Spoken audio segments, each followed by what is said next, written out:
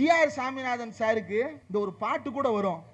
ரத்த கொதிப்பு ரத்த கொதிப்பு மாமா நாருக்கு ரத்த கொதிப்பு அப்படின்னு ஒரு பாட்டு வரும், கேட்டிருப்பீங்க. சீனியர் அட்வொகேட் மகேஷ் அப்படின்னு ஒருத்தர், அவர் யாருக்காக வாதாடுறாரு? தர்கா தரப்புக்காக வாதாடுறாரு. ஆனா அவர் ஒரு ஹிந்து. வாதாடும் போது மகேஷ் சொல்றாரு, மை லார்ட், பிரிலிமினரி அப்ஜெக்ஷன் ஒன்னு இருக்கு. சாமிநாதன் சார் பெஞ்ச்ல இப்படி ஒரு வழக்கு விசாரணைக்கு வரும்போது நான் பிரிலிமினரி அப்ஜெக்ஷன் ரைஸ் பண்றேன். பிரிலிமினரி அப்ஜெக்ஷன் ரைஸ் பண்ணா நான் தான் முதல்ல பேசணும். ஆனா என்னைய பேச அனுமதிக்கல. நான் காரணம் கேட்டேன். அதுக்கு என்ன சொன்னாருன்னா, அந்த வீடியோ கான்ஃபரன்சிங் ஆஃப் பண்ணுட்டாரு. ஏங்க ஆஃப் பண்றீங்கன்னு கேட்டா, எனக்கு ஹை சுகர், ஹை பிபி, எனக்கு ரத்தம் கொதிக்குது.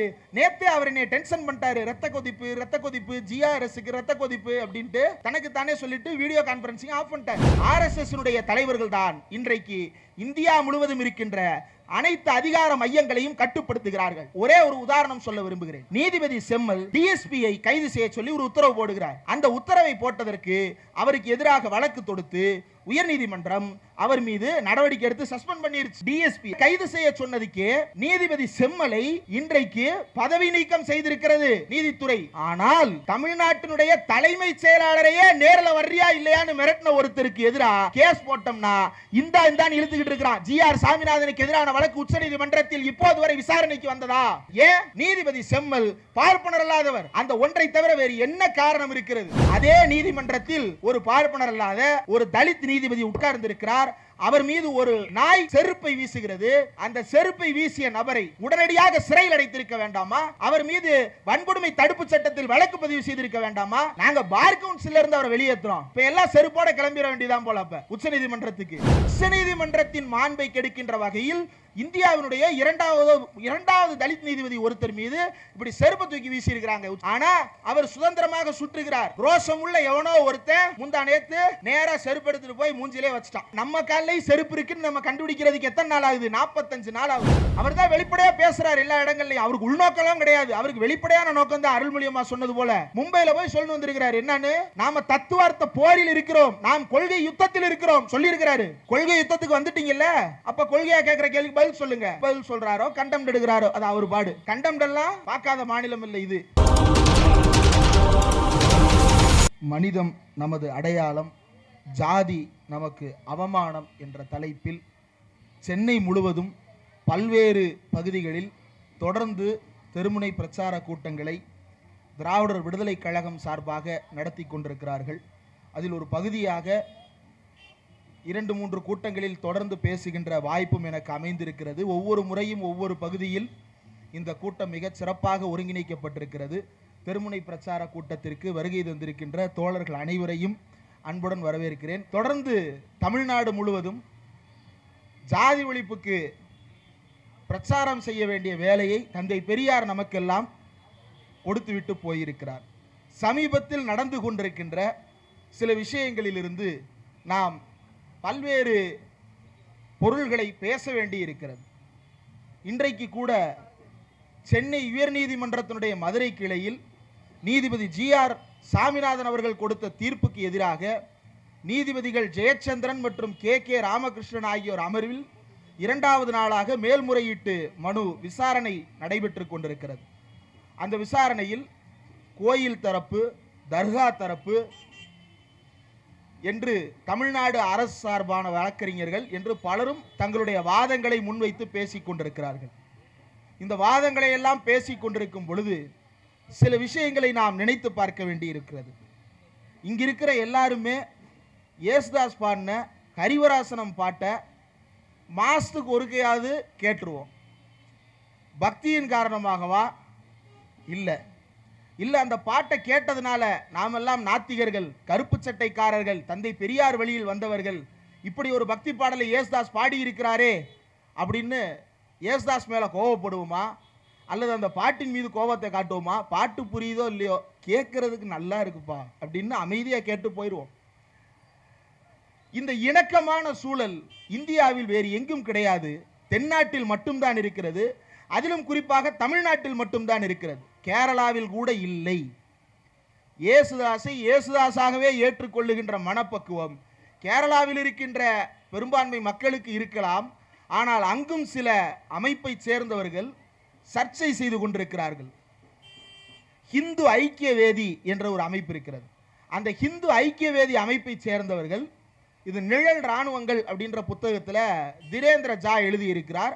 தமிழில் சிந்தன் அவர்கள் மொழிபெயர்ப்பில் அது வெளியாகி இருக்கிறது. ஷேடோ ஆர்மிஸ், தமிழில் நிழல் இராணுவங்கள். அதில் அந்த ஹிந்து ஐக்கியவேதி அமைப்பை சேர்ந்தவர்கள் யேசுதாஸ் கோவிலுக்கு செல்வதற்காக அனுமதி கேட்கிறார். அவர் கோவிலுக்கு போறாரோ இல்லையோ, அந்த சபரிமலை கோயிலில் தினமும் யேசுதாசனுடைய பாடல் ஒலித்து கொண்டே இருக்கிறது. அந்த ஹரிவராசனம் விஸ்வமோகனம் அப்படின்ற பாடல். அந்த பாடலை தொடர்ந்து அவருடைய குரலில் தான் ஒலிக்கப்படுகிறது. பல பேர் அதற்கு பிறகு பாடி இருக்கிறார்கள். அவரை விட சிறப்பாக கூட பலர் பாடி இருக்கலாம். ஆனாலும் யேசுதாசனுடைய பாடல் அந்த மலை உச்சியில் தொடர்ந்து ஒலித்து கொண்டே இருக்கிறது. அவர் மலைக்கு போக அனுமதி கேட்கிறார். அப்படி கேட்கும் பொழுது அவருக்கு எதிராக அந்த ஹிந்து ஐக்கியவேதி என்கின்ற அமைப்பு, இதே போல நீ அந்த நாட்டில் இருக்கக்கூடிய அந்த மத நிறுவனத்தில் போய் கேட்பாயா, இந்த நாட்டில் இருக்கக்கூடிய இந்த நிறுவனத்தில் போய் கேட்பாயா என்று யேசுதாஸே கேள்விக்குட்படுத்தினார்கள். ஆனால் அப்போதும் கூட தமிழ்நாடு யேசுதாஸின் பக்கம் தான் நின்னது. இப்போதும் தமிழ்நாடு யேசுதாஸின் பக்கம் தான் நிற்கிறது. ஏன் இதை சுட்டிக்காட்டுகிறேன் என்றால், இந்த நல்லிணக்கமான மனநிலையை சிதைப்பதற்கு பல்வேறு ஊடுருவல்காரர்களை உருவாக்கி இருக்கிறார்கள். அந்த ஊடுருவல்காரர்கள் நேரடியாக RSS ஆல் அனுப்பப்பட்டிருக்கிறார்கள் என்று நாம் சொல்லும்போது, சும்மா எல்லாத்தையும் RSS சொல்லாதீங்கப்பா. நாடு முழுக்க இந்துக்கள் எழுச்சி நடைபெற்று இருக்கிறது. இந்துக்கள் தன்னெழுச்சியாக தங்களுடைய மதத்தை மீட்டெடுப்பதற்காக போராடுகிறார்கள். இந்துக்கள் தன்னெழுச்சியாக தங்களுடைய பாரம்பரிய பழக்க வழக்கங்களை மீட்டெடுக்க போராடுகிறார்கள். இந்துக்கள் தன்னெழுச்சியாக அமைப்பாக திரண்டு கொண்டிருக்கிறார்கள். இந்துக்கள் தன்னெழுச்சியாக மோடியை தேர்ந்தெடுக்கிறார்கள் என்றெல்லாம் சொல்லிக் கொண்டிருக்கிறார்கள். இந்த தன்னெழுச்சி என்பதில் பல்வேறு ஓட்டைகள் தொடர்ந்து விழுந்து கொண்டே இருக்கிறது. அது உண்மையிலேயே தன்னெழுச்சியாகத்தான் அவர்கள் திரண்டிருக்கிறார்களா, அல்லது அவர்கள் எப்படி திரட்டப்பட்டிருக்கிறார்கள் என்பதை பற்றி சமீபத்தில் வெளியான தி கேரவன் இதழ் ஒரு முக்கியமான கருத்தை வெளிப்படுத்தி இருக்கிறது. RSS பற்றி, சங் பரிவார் கும்பலை பற்றி தெருமுனையில் நின்று கொண்டு பேச வேண்டிய அவசியம் என்ன இருக்கிறது? அதுவும் ஒரு கோயிலுடைய வளாகத்திற்கு முன்னால் நின்று கொண்டு இதை பேசிக் கொண்டிருக்கிறோமே, ஏன் இதை பேச வேண்டி இருக்கிறது? ஏனென்றால் RSS என்பது நாம் நினைப்பது போல ஏதோ ஒரு வெளிநாட்டு அமைப்போ அல்லது நமக்கெல்லாம் அந்நியமான அமைப்பாகவோ அல்லாமல், அது வெவ்வேறு வடிவங்களில் நமக்குள்ளேயே ஊடுருவி நம் மக்களிடம் வெவ்வேறு பெயர்களில் போய் சேர்ந்திருக்கிறது. அப்படி வெவ்வேறு பெயர்களில் போய் சேர்ந்திருக்கக்கூடிய அந்த அமைப்பை அம்பலப்படுத்தாமல் நாம் RSS வீழ்த்த முடியாது. RSS வீழ்த்தாமல் நாம் ஓட்டு திருட்டை நிறுத்த முடியாது. RSS வீழ்த்தாமல் நாம் மோடி அரசை வீட்டுக்கு அனுப்ப முடியாது. RSS வீழ்த்தாமல் இந்தியாவில் சாதிக்கு எதிராக போராட முடியாது. RSS வீழ்த்தாமல் நாம் இந்தியாவில் சமத்துவத்திற்காக பேச முடியாது. RSS வீழ்த்தாமல் நாம் மனிதனாகவே வாழ முடியாது இந்த இந்திய நாட்டில் என்பதன் அடிப்படையில் RSS பொதுமக்களிடம் அம்பலப்படுத்த வேண்டிய கடமை நமக்கெல்லாம் இருக்கிறது. அந்த RSS மக்களிடம் என்ன வேலை செய்து கொண்டிருக்கிறது, எப்படி வேலை செய்து கொண்டிருக்கிறது? பொதுவாக ஒரு கருத்து இருக்கிறது. வடக்கில் இருக்கக்கூடிய அத்தனை பேரும், நாம் கூட பல நேரங்களில் கடந்த காலத்தில் அவர்களை கேலி கிண்டல் செய்தது உண்டு. என்னவென்றால், இங்க வர்றான், நல்ல வேலை பார்க்குறான், நல்ல சம்பாதிக்கிறான், பணத்தை எடுத்துட்டு போய் பீடாவை போட்டுட்டு மோடிக்கு ஓட்டு போட்டுறான் அப்படின்னு வட இந்திய தொழிலாளர்களை பார்த்து தமிழ்நாட்டில் இருக்கக்கூடிய பல தோழர்கள் கேலி கிண்டலாக பேசுவது உண்டு. ஆனால் அவன் ஏன் அந்த பாஜகவிற்கு வாக்களிக்கிறான்? வடக்கில் இருக்கக்கூடிய நம்முடைய சக பிற்படுத்தப்பட்ட தோழன், நம்முடைய சக தலித், நம்முடைய சக இந்தியன் ஏன் அங்கு போய் பாஜகவிற்கு வாக்களிக்கிறான்? அந்த பாஜக தானே அவனை வாழ வழியற்றவனாக தமிழ்நாட்டிற்கு ஓட ஓட விரட்டி அடித்தது. அதே பாஜகவிற்கு அவன் ஏன் வாக்களிக்கிறான் என்றால், RSS தத்துவங்களை நேரடியாக அவன் மனதில் ஏற்றுக்கொண்ட காரணத்தால் அவன் வாக்களிக்கிறானா என்றால் இல்லை. ஆனால் RSS மறைமுக ஏஜெண்டுகளின் மூலமாக நடத்தப்படுகின்ற பல திரிகல்வாத அமைப்புகளின் மூலமாக அவன் ஏதோ ஒரு வகையில் பாஜகவின் பக்கத்தில் போய் நிறுத்தப்படுகிறான். அது அவனுக்கே தெரியாமல் நடக்கிறது. தமிழ்நாட்டிலும் அப்படியான வேலைகளை நடத்த தொடங்கி இருக்கிறார்கள். அதனுடைய ஒரு வெளிப்பாடுதான் கோயம்புத்தூரில் இருக்கக்கூடிய ஒரு கல்லூரியில் சிந்து சரஸ்வதி நாகரிகம் என்ற பெயரில் சரஸ்வதி என்று ஒரு நதி இருப்பதாக இந்தியாவின் பூகோள வரலாற்றில் எங்குமே அடையாளம் கிடையாது, ஆதாரம் கிடையாது. ஆனால் சிந்து நதிக்கு அடியில் ஓடுகிறது சரஸ்வதி நதி என்று கூறுகிறார்கள். சிந்து நதிக்கு அடியில் ஓடுனா அதுக்கு பேர் நிலத்தடி நீராகத்தான் இருக்க முடியும், அதுக்கு சரஸ்வதி என்று பெயர் இருக்க முடியாது. சரஸ்வதி என்று பெயர் வைத்து இல்லாத நதியை இட்டுக்கட்டி சிந்து சமவெளி நாகரிகத்தை ஆரிய நாகரிகமாகவும் பார்ப்பன நாகரிகமாகவும் மாற்றி எழுதுகின்ற வேலையை செய்கிறார்கள். அதனுடைய ஒரு வெளிப்பாடு கடந்த ஆண்டு இதே டிசம்பர் 14ஆம் தேதி சென்னை பல்லாவரத்தில் சிந்து சமவெளி நாகரிகம் குறித்து ஒரு முக்கியமான பொதுக்கூட்டம் நடத்தப்பட்டது. அந்த பொதுக்கூட்டத்திலும் இதே கருத்தை பேசியிருக்கிறேன். அதே நாளில் இன்றைக்கும் மறுபடியும் சொல்கிறேன், சிந்துவெளி நாகரிகத்தில் கண்டெடுக்கப்பட்ட சின்னங்கள் என்ன மொழி எழுத்துக்கள் என்று யாருக்கும் தெரியாது. ஆனால் அந்த எழுத்துக்கள் சமஸ்கிருத எழுத்துக்கள் என்று நிர்மலா சீதாராமன் நாடாளுமன்றத்திலேயே பொய் சொல்லுகிறார். இப்படி கதையாடல்களை உருவாக்குகின்ற போலியான புராண கதைகளை கட்டவிழ்த்து விடுகின்ற கூட்டத்தார் தமிழ்நாட்டிற்குள்ளும் ஊடுருவ தொடங்கி இருக்கிறார்கள். அப்படிப்பட்ட ஊடுருவல்களில் ஒன்றுதான் திருப்பரங்குன்றம் விவகாரத்தில் ராமரவிக்குமார் என்ற பெயரிலும் நடக்க தொடங்கி இருக்கிறது. இந்த ராமரவிக்குமார் என்ற நபர் இதற்கு முன்னால் இந்து முன்னணி, இந்து மக்கள் கட்சி என்று பல்வேறு அமைப்புகளில் இருந்தவர். நீங்க நல்லா கவனிச்சு பாருங்க, இந்த இந்துத்துவ அமைப்புகள் தமிழ்நாட்டில் அது விஸ்வ இந்து பரிஷத்தா இருக்கட்டும், RSS இருக்கட்டும், பஜ்ரங் தள்ளா இருக்கட்டும், இவங்களுக்கு பெரிய அமைப்புகள் இல்லைனாலும் அதற்கு பக்கபலமாக இருக்கக்கூடிய இந்து முன்னணியாக இருக்கட்டும், அல்லது இந்து மக்கள் கட்சி அப்படின்னு இந்த அர்ஜுன் சம்பத்னு ஒருத்தர் சுத்துறாரு இல்லையா, அவரா இருக்கட்டும், அவர்கிட்ட விலகி இப்ப தனியா சுத்திட்டு இருக்கிறார் இல்லையா, இந்து தமிழர் கட்சி அப்படின்னு சொல்லிட்டு ராம ரவிக்குமார், இவங்க யாருமே ஒருத்தனுக்கு ஒருத்தர் சண்டை போட்டுக்கிறது கிடையாது. இவங்க யாருமே ஒருத்தர் திட்டிக்கிறது கிடையாது.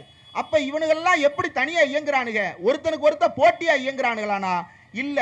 தி கேரவன் இதழ் அதைத்தான் அம்பலப்படுத்தி இருக்கிறது. என்னவென்றால் RSS என்கின்ற அமைப்பு நேரடியாக மக்களை தங்களுடைய ஆர்கனைசேஷனுக்கு ரெக்ரூட் பண்ணி ஆர்கனைசேஷனை வளர்க்கிற அமைப்பு கிடையாது. மாறாக அந்த RSS எப்படி வளருகிறது என்றால், நமக்கெல்லாம் MLM தெரியும். இந்த MLM எப்படி வளரும்னா, ஒருத்தர் 2 பேரை பிடிச்சு கொடுப்பார், அந்த 2 பேர் இன்னும் 2 பேரை பிடிச்சு கொடுப்பாங்க, அந்த 2 பேர் இன்னும் 2 பேரை பிடிச்சு கொடுப்பாங்க. இப்படித்தான் MLM கம்பெனிகள் வளரும். இந்த ஆம்வே ப்ராடக்ட்ஸ், இப்படி பல ப்ராடக்ட்டுகள் அப்படி தமிழ்நாட்டில் இன்னமும் சுற்றி கொண்டிருக்கிறது. இப்போ இன்ஸ்டாகிராமில் அது மறுபடியும் புத்துருவாக்கம் பெற்று இருக்கிறது. இந்த MLM ஒருத்தர் சேர்த்து விட்டு ரெஃபர் பண்ணி ஏன் பண்றது அப்படின்ற பெயரில் இந்த MLM புதிய வடிவத்தை எடுத்திருக்கிறது. ஏன் இந்த MLM வடிவத்தை குறிப்பிடுகிறேன் என்றால், இந்த RSS அமைப்பு நேரடியாக தனக்கு கீழே இருக்கக்கூடிய ஆதரவாளர்களை வைத்து நடத்தக்கூடியது விஸ்வ இந்து பரிஷத், பஜ்ரங் தள் போன்ற அமைப்புகள். அந்த விஸ்வ இந்து பரிஷத்தில் இருக்கக்கூடிய தலைவர்களுக்கு ஒரு சிலரை தேர்ந்தெடுத்து என்ன செய்வார்கள் என்றால், நீ உன்னுடைய மாநிலத்தில் தனியாக ஒரு அமைப்பு தொடங்கு. அப்படி தொடங்கப்பட்டதுதான் தமிழ்நாட்டில் இந்து முன்னணி என்ற அமைப்பு. அந்த இந்து முன்னணி என்ன செய்யும் என்றால், அதற்கு கீழே இருக்கக்கூடிய அர்ஜுன் சம்பத் வகைராக்களை நீ ஒரு கட்சியை தொடங்கு என்று தொடங்க வைப்பார்கள். அந்த அர்ஜுன் சம்பத்துக்கு கீழே இருக்கக்கூடிய ராமரவிக்குமார் வகைராக்களுக்கு இன்னும் கொஞ்சம் காசை கொடுத்து நீ ஒரு அமைப்பை தொடங்கு, அதில் இத்தனை பேரை சேர்த்துக்கொள் என்று தொடங்க வைப்பார்கள். இந்த ராமரவிக்குமார் என்ன செய்வார் என்றால், தன்னுடைய ஊருக்குள்ள போய் பிள்ளைமாருக்கும் தேவேந்திர குல வேளாளருக்கும் இடையில கலவரத்தை உண்டு பண்ணி அங்க ஒரு புதிய அமைப்பை உருவாக்குவதற்கான வேலை பார்ப்பான். இப்படி அமைப்பாக தனிநபராக சேர்க்கின்ற அமைப்புகளை பார்த்திருக்கிறோம். RSS இவ்வளவு காலம் எப்படி தன்னை காப்பாற்றிக் கொள்ளுகிறது என்றால், தனக்கு கீழ் ஒரு அமைப்பு, அந்த அமைப்பின் கீழ் இன்னொரு அமைப்பு, அந்த அமைப்பின் கீழ் இன்னொரு அமைப்பு என்று அமைப்பாக உருவாக்கி கொண்டிருக்கிறார்கள். அதனுடைய வடிவத்தை கொஞ்சம் பார்க்க வேண்டும். தி கேரவன் இதழ் அதை எப்படி பட்டியல் போடுகிறது என்றால், கேடர் ஆர்கனைசேஷன்ஸ், முதலாவதாக அவர்கள் உருவாக்குவது கேடர் ஆர்கனைசேஷன்ஸ், மக்கள் திரள் அமைப்புகள். உதாரணத்திற்கு பாரதிய ஜனதா கட்சி, அது கேடர் ஆர்கனைசேஷன், பெரிய அளவுக்கு தொண்டர்களை இழுத்து வைத்திருப்பார்கள் நேரடியாக. அதற்கு அடுத்து விஸ்வ இந்து பரிஷத், அதே போன்ற ஒரு அமைப்பு. கோஆர்டினேட்டிங் ஏஜென்சி என்று ஒரு ரகம் இருக்கிறது.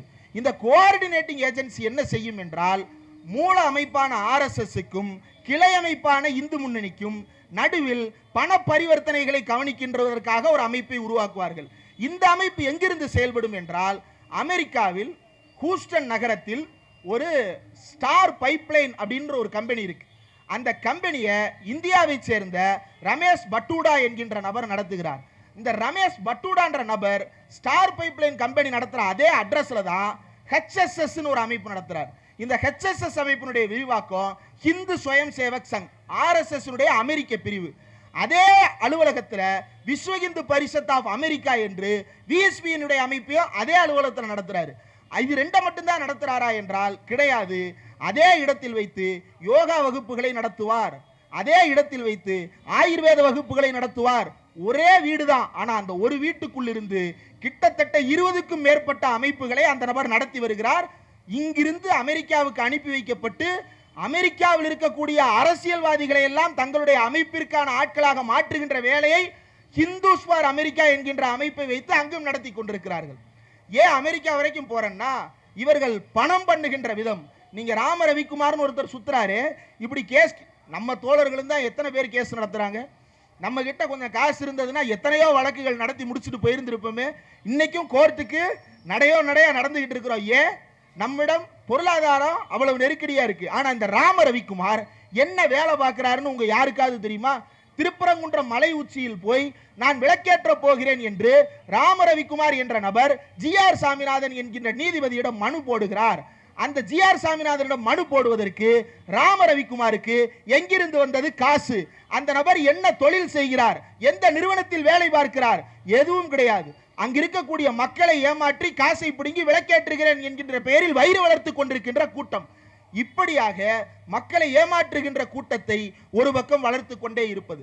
அடுத்து என்னன்னா, கேம்பெயின் ஆர்கனைசேஷன், இந்த கோஆர்டினேட்டிங் ஏஜென்சிஸை தாண்டி பிரச்சாரத்திற்கென்றே தனியான அமைப்புகளை உருவாக்குவது. அடுத்து முன்னணி அமைப்புகள், ரகசிய அமைப்புகள், ஷோபீஸ் ஆர்கனைசேஷன் என்று மக்களை ஏமாற்றுவதற்கான ஒரு ஆர்கனைசேஷன்ஸை நடத்துவது, பயிற்சி முகாம்களை நடத்துவது, அறிவு முகாம்களை நடத்துவது, கடைசியாக சம்பந்தமே இல்லாத ஒரு இடம் இருக்கும். அந்த இடம் தான் இவனுக்கான மூலதனமே. அந்த இடம் என்னன்னா, ஊருக்கு நடத்தப்படுகின்ற சிலம்பாட்ட வகுப்புகளில் ஊடுருவது, ஊர்ல போய் யோகா வகுப்புகளை நடத்துவது. இந்த யோகா வகுப்புகள் மூலமாகவும் சிலம்பாட்ட வகுப்புகள் மூலமாகவும் அவனை மூளை செலவை செய்து அவனை என்ன பண்றது அப்படின்னா, வேற ஒரு முகாமுக்கு கூட்டிட்டு போய் அந்த முகாமில் அவனை RSS ஏதோ ஒரு அமைப்பினுடைய அங்கமாக மாற்றி, அது வெறுமனே நீங்க சாதாரணமா சாமானியர்களை மட்டும் இல்ல, வக்கீலை ஏமாத்தி கூட்டு போறான்னா வக்கீல அகில் பாரத அதிவக்தி பரிஷத்துன்ற அமைப்புல சேர்த்து விடுவான். கல்வியாளர் ஒருத்தரை ஏமாத்தி கூட்டு போறான்னா அவங்களை கொண்டு போய் பிரக்ஞ பிரவாகன்ற அமைப்புல சேர்த்து விடுவான். இப்படி பல்வேறு அமைப்புகளை வைத்து இந்தியாவில் இருக்கக்கூடிய மக்களை ஏமாற்றுகின்ற வேலையை இந்த RSS செய்து கொண்டிருக்கிறது. இந்த பட்டியலை நாம் புரிந்து கொண்டால்தான், RSS என்பது ஒரு தன்னெழுச்சியான அமைப்பு அல்ல. RSS என்பது வெகு மக்கள் தானாக திரண்டு ஆதரிக்கின்ற அமைப்பு அல்ல. ஹிந்துத்துவ சித்தாந்தம் என்பதை மக்கள் பெரும்பாலானவர்கள் ஏற்றுக்கொண்டிருக்கிறார்களா என்றால் கிடையாது. வடக்க கொந்தளிக்கிறானே தமிழ்நாட்டின் துணை முதலமைச்சர் உதயநிதி ஸ்டாலின் அவர்கள் சனாதனத்தை ஒழிப்போம்னு பேசின உடனே வடக்கில் இருக்கக்கூடிய 10 பேர் கொந்தளிக்கிறான். சனாதனத்தை ஒழிக்கிறதா அப்படின்னு. அவன்கிட்ட போய் சனாதனம்னா என்னன்னு கேளுங்க, அவனுக்கு தெரியாது. சனாதனம்னா என்னன்னே தெரியாம தான் அவன் கொந்தளிக்கிறான். அவனை பொறுத்த வரைக்கும் சனாதனம்னா அது மதத்தினுடைய பெயர். இந்து மதத்தினுடைய வாழ்வியல் முறைக்கு பெயர் சனாதன தர்மம் அப்படின்னு அவன் நம்புறான். அதுவும் வர்ணாசிரமமும் ஒன்று அப்படின்னு அவனுக்கு தெரியாது. அதுவும் வகுப்புவாதமும் ஒன்று அவனுக்கு தெரியாது. அதுவும் அடக்குமுறையும் ஒன்று அவனுக்கு தெரியாது. அதுவும் மனு தர்மமும் ஒன்று அவனுக்கு தெரியாது.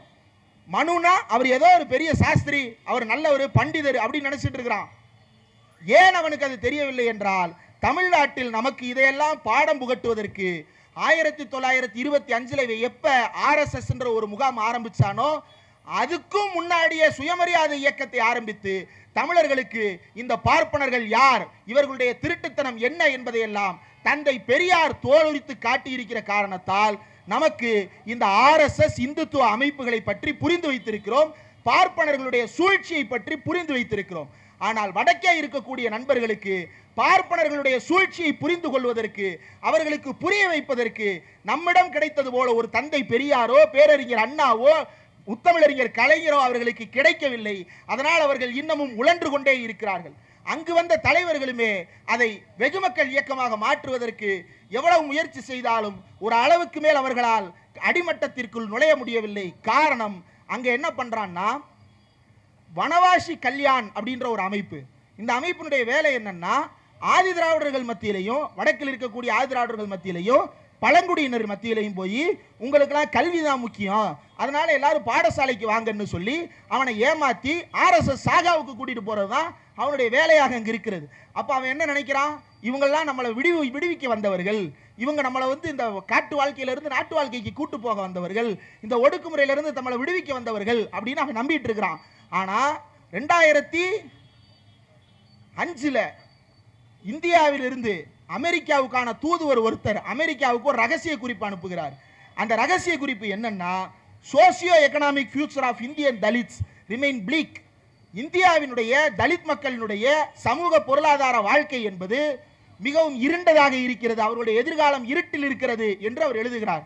அதை ஒட்டி அன்றைக்கு பாஜகவினுடைய உத்தரப்பிரதேச எம்பியாக இருந்த ராம்நாத் கோவிந்த் என்ற நபர்கிட்ட போய், அவர் தான் பின்னாடி பிரதமராக குடியரசுத் தலைவராக வந்தார், அந்த ராம்நாத் கோவிந்த் போய் கேட்குறாங்க, இந்த மாதிரி சொல்றாங்களே உங்களுடைய கருத்து என்னன்னு.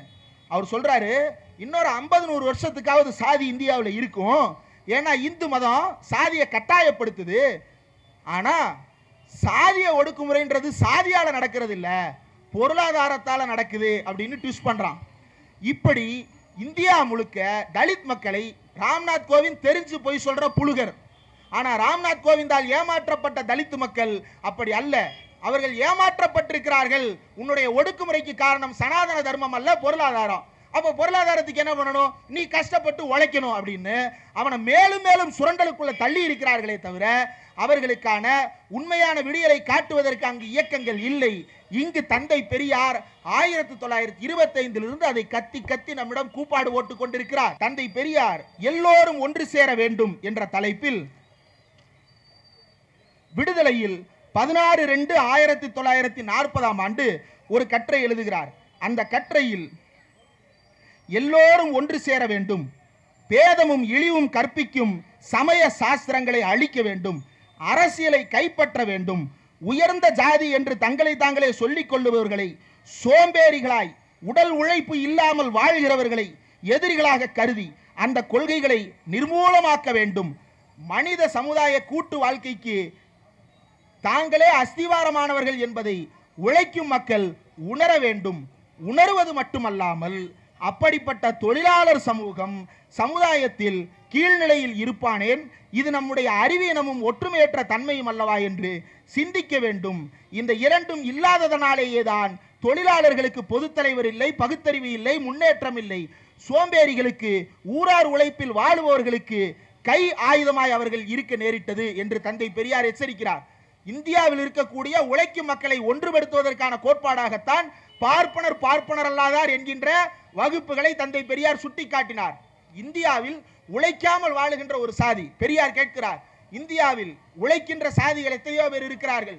விஸ்வகர்மாக்கள் இருக்கிறார்கள், பானை செய்பவர்கள் இருக்கிறார்கள், வயலில் உழுபவர்கள் இருக்கிறார்கள், எத்தனையோ பேர் இருக்கிறார்கள். இவர்களில் யார் இல்லாவிட்டாலும் உலகத்தின் இயக்கம் ஏதோ ஒரு வகையில் தடைபடும். ஆனால் இந்த பார்ப்பான் இல்லாவிட்டால் உலகத்தில் ஏதாவது தடைபடுமா?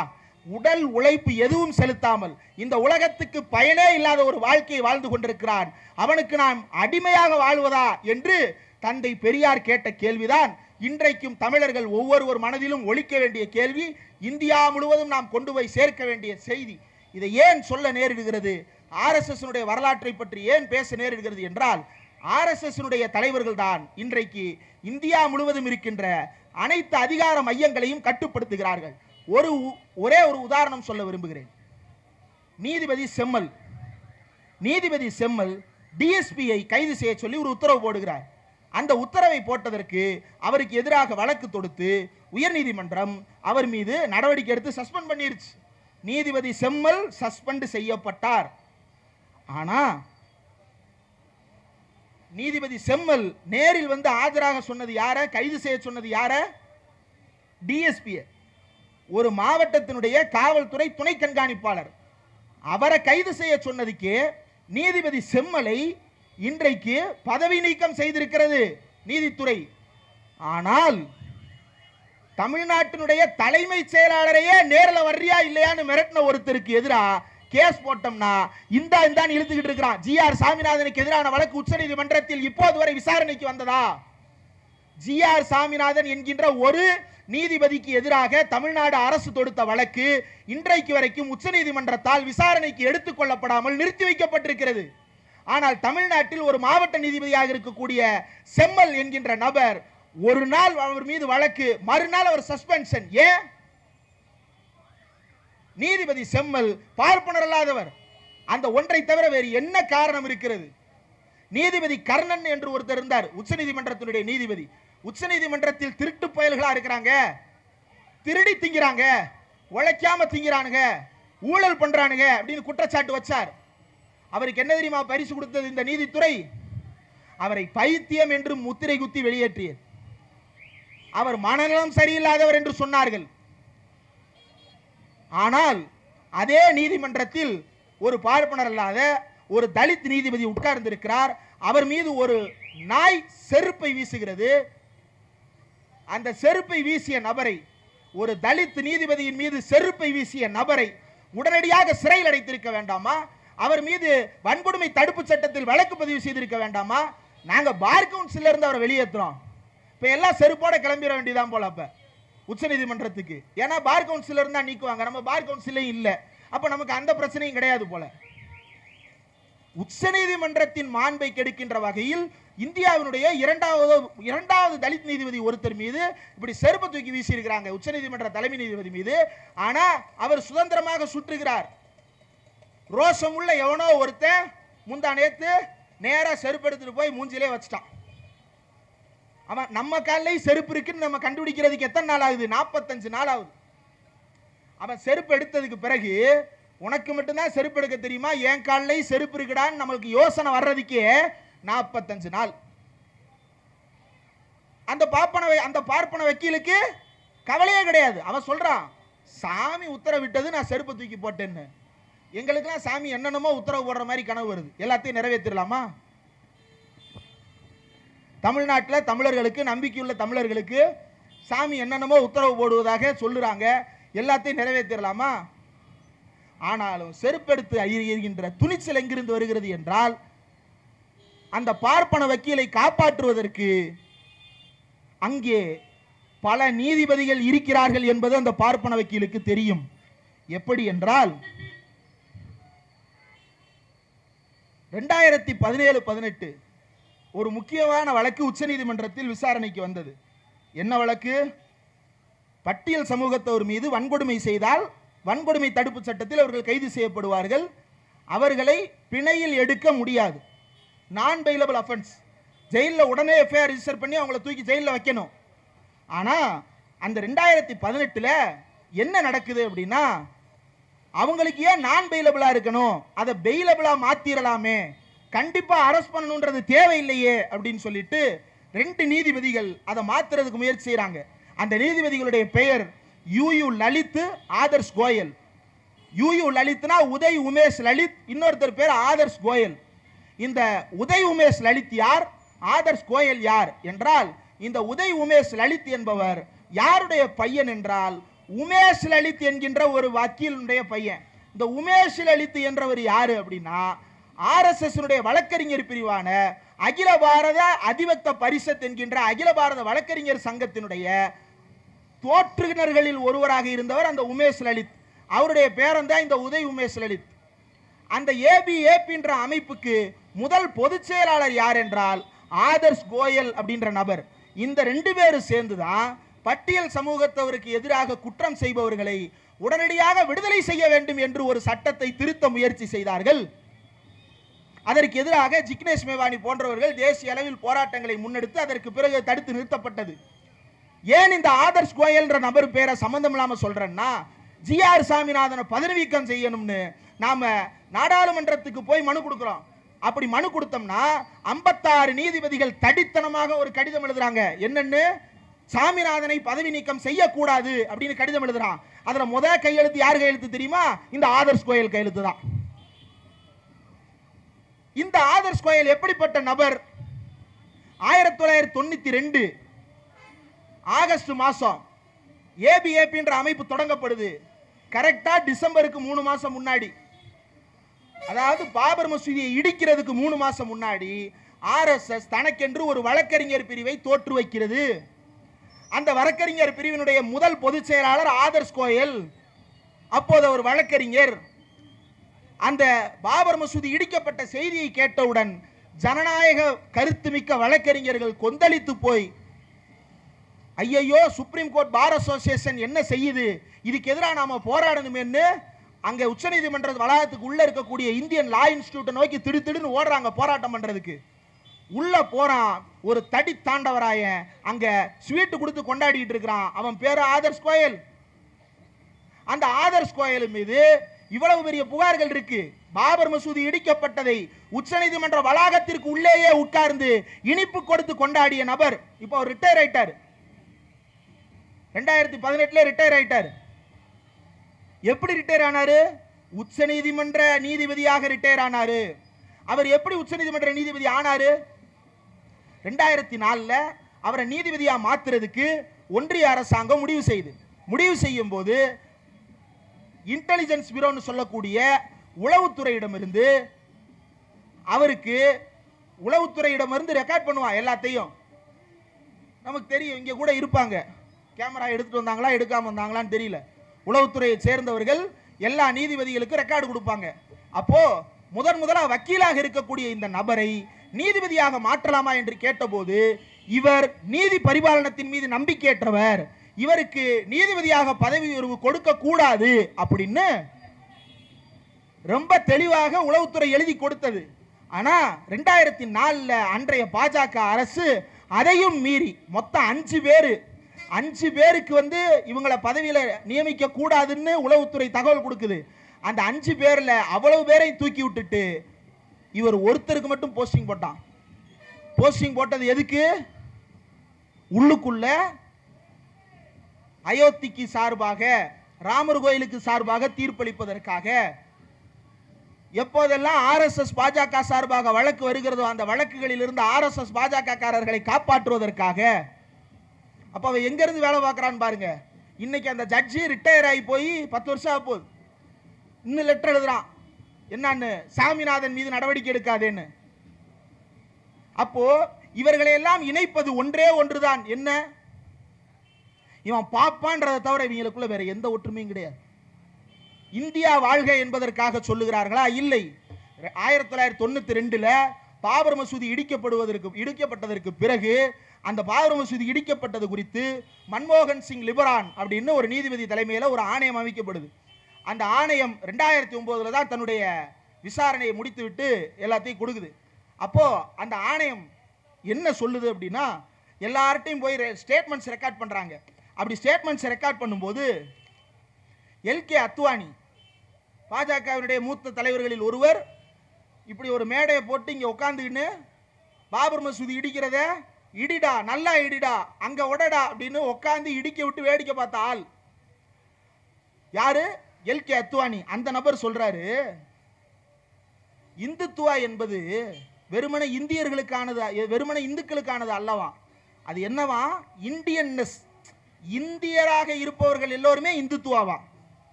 இந்துத்துவா என்பது இந்தியாவில் இருக்கக்கூடிய அனைவருக்கும் பொருந்தும், அதற்கு மதமே கிடையாது அப்படின்னு எல்கே அத்வானின்ற நபர் பேசுறாரு. ஏன் இதை சொல்றாரு?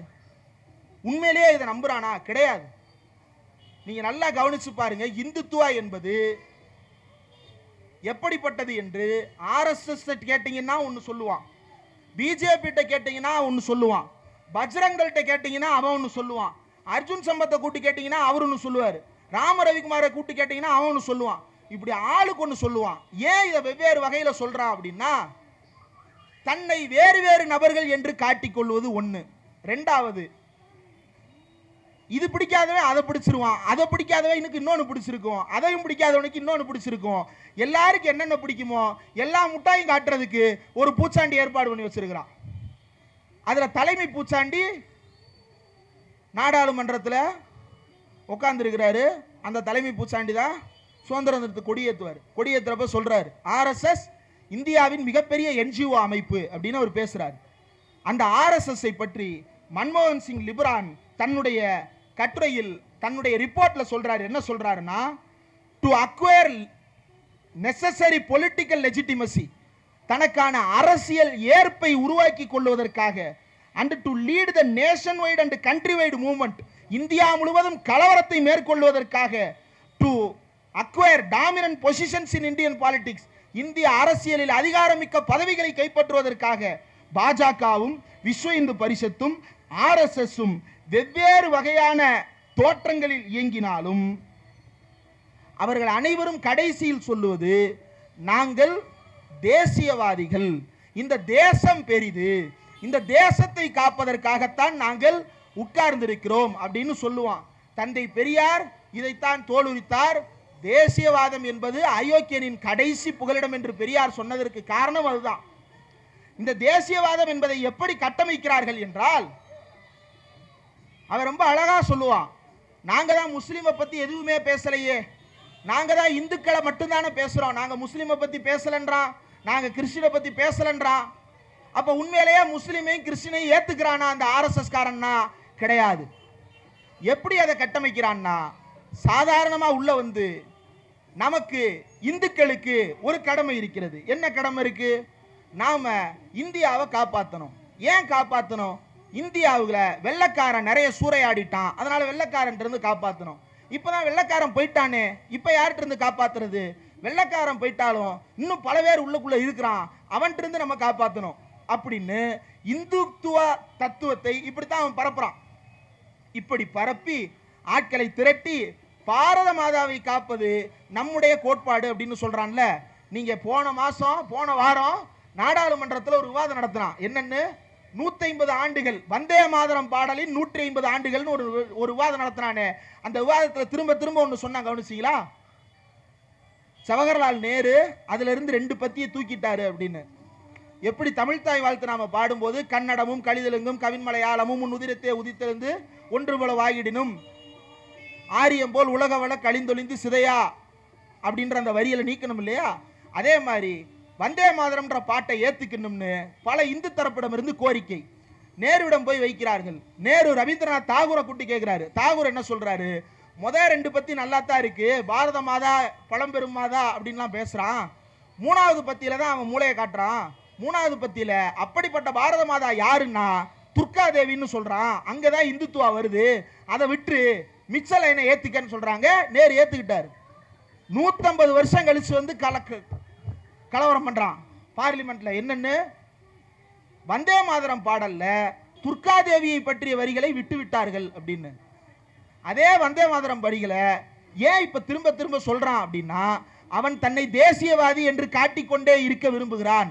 அவன் செய்கின்ற அனைத்தும் தேசியவாதத்தை நோக்கமாக கொண்டது என்பதை காட்டிக்கொண்டே இருக்க விரும்புகிறான். ஆனால் ஏன் அதை திரும்ப திரும்ப சொல்றான்னா, அதுல மறைமுகமாக நீங்க நல்லா பாருங்க, பாரத மாதா சிலை இருக்கு, பாரத மாதா போட்டோ இருக்கு. பாரத மாதா போட்டோவுக்கு பின்னாடி ஒரு சிங்கம் ஒண்ணு நிக்கும், பாத்திருக்கீங்களா? சிங்கத்துக்கு என்ன வேலை? பாரத மாதாவுக்கும் சிங்கத்துக்கு என்னங்க வேலை? தமிழ் தாய் நாம வச்சிருக்கிறோம், தமிழ் தாயை உட்கார வச்சிருக்கிறோம். எதுல உட்கார வச்சிருக்கிறோம்? ஒரு மேடையில உட்கார வச்சிருக்கிறோம். ஒரு ஸ்டோன் பெஞ்ச் போட்டு தமிழ் தாயை உட்காருங்கம்மா அப்படின்னு உட்கார வச்சிருக்கிறோம். கையில ஓலைச்சுவடியை கொடுத்து எழுத்தாணியை கொடுத்து தமிழ் தாயை உட்கார வச்சிருக்கிறோம். பாரத மாதாவை ஏன் நிக்க வச்சிருக்கிறான்? நிக்க வச்சவையே சிங்கத்தை பின்னாடி விட்டுருக்கிறான்னா, 1850களில் அந்த பாரத மாதான்ற தத்துவம் உருவான போது பாரத மாதா இஸ் ஈக்குவல் டு துர்கா தேவின்னு தான் வச்சிருந்தான். அதுக்கப்புறம் துர்கா தேவியை வச்சுக்கிட்டு நம்ம இங்க எல்லாத்தையும் நேரடியா பண்ண முடியாதுன்றதுனால துர்கா தேவிக்கு பேரை மாத்தி, துர்கா தேவினா இங்க யாராவது துர்கா தேவி இருந்துட போறாங்க, துர்க்கையம்மன்ற பேரை மாத்தி பாரத மாதாடு வச்சுக்கிட்டான். இதுதான் அந்த சிங்கத்தோட கதை. கேட்டா விடுவான். ஒரு காலத்துல சிங்கம் தான் தேசிய விலங்கா இருக்கலாம்னு முடிவு பண்ணியிருந்தோம். சிங்கம்லாம் தேசிய விலங்குன்ற தத்துவம் இவனுக்கு தெரியறதுக்கு முன்னாடியே பின்னாடி சிங்கத்தை விட்டான் பாரத மாதாவுக்கு. ஜூல வைக்க வேண்டிய சிங்கத்தை ஏன்டா மாதாவுக்கு பின்னாடி விட்டுருக்கீங்க? அப்போ அதற்கு காரணம் அதுதான். இந்துத்துவா தான் இந்தியா என்பதை அடையாளப்படுத்துவதற்காகத்தான் பாரத மாதா பொட்டு வைத்துக் கொண்டு நிற்கிறாள். பாரத மாதா சிங்கத்தின் மேல் உட்கார்ந்து இருக்கிறாள். அதை திரும்ப திரும்ப நினைவுபடுத்துறான். அப்போ பாரத மாதாவை காக்க வேண்டியது இந்தியர்களுடைய பொறுப்பு, அதாவது இந்துக்களுடைய பொறுப்பு. யாரிடமிருந்து? மற்றவர்களிடமிருந்து. மற்றவர் யாரு? அதை வெளிப்படையா சொல்ல மாட்டான், அதை ஊருக்கு ஒரு மாதிரி சொல்லுவான். அது எப்படி சொல்றான்னா, இதே ஜிஆர் சாமிநாதன் அப்படின்ற நபர் மும்பையில் யூனிஃபார்ம் சிவில் கோடுன்ற தலைப்புல இண்டோ அனாலிட்டிக்ஸ் அப்படின்ற ஒரு இணையதளத்துக்காக பேசியிருக்கிறார். யூடியூப் சேனல்ல அந்த உரை இருக்கிறது, போய் கேட்டு பாருங்க. அதுல ஒரு சொல்றாரு, மைனாரிட்டிகள் என்பவர்கள் யார் என்பது பற்றி இந்தியாவில் சரியான சிந்தனை தேவை அப்படின்னு எழுதுறாரு. எதுக்கு மைனாரிட்டியை பத்தி பேசுறாரு? சாமிநாதன் சாருக்கு மைனாரிட்டிகள் மேல அவ்வளவு பிரியமா அப்படின்னா விளக்குறாரு. என்ன விளக்குறாருன்னா, இந்தியாவில் 2 வகையான சிறுபான்மை இருக்கிறாங்களாம். ஒன்று சோட்டா சிறுபான்மை, இன்னொன்று படா சிறுபான்மை. அதாவது குட்டி மைனாரிட்டி, பெரிய மைனாரிட்டி அப்படின்னு ரெண்டா பிரிக்கிறாரு.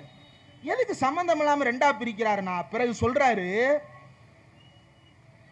If minorities are too strong, மைனாரிட்டிகள் வலிமையானவர்களாக இருந்தால், ஃபார் எக்ஸாம்பிள் கன்னியாகுமரி,